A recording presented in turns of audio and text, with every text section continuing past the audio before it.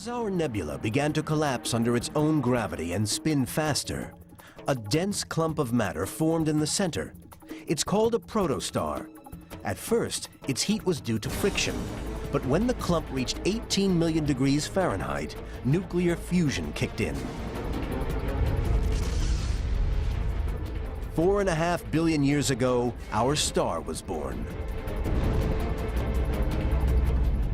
Hydrogen atoms fuse together to form helium, and in the process, release photons. It's the first light made by our sun, and it will keep on shining for 4 billion years. A vast nuclear furnace nearly 1 million miles across. From a distance, this process seems almost peaceful, with the sun's power gently radiating out into the early solar system. There was all sorts of activity going on. Things were changing rapidly, violence, explosions, intense radiation.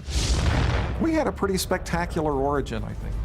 Recent research suggests the solar system's birth was far from peaceful.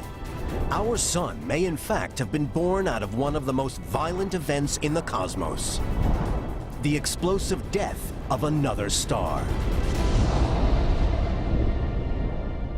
And even before that, it seems there was an explosion so huge that it created an entire universe.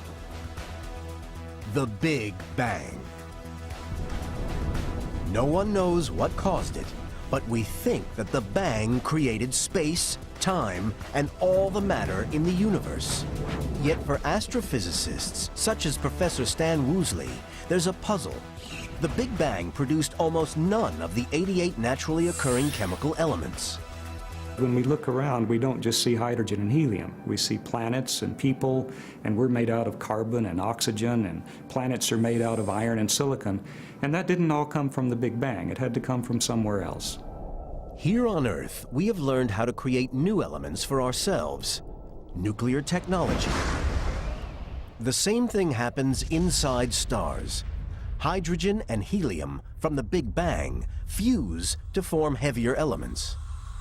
And if the star's big enough, at the end of its life, it does something spectacular. It explodes.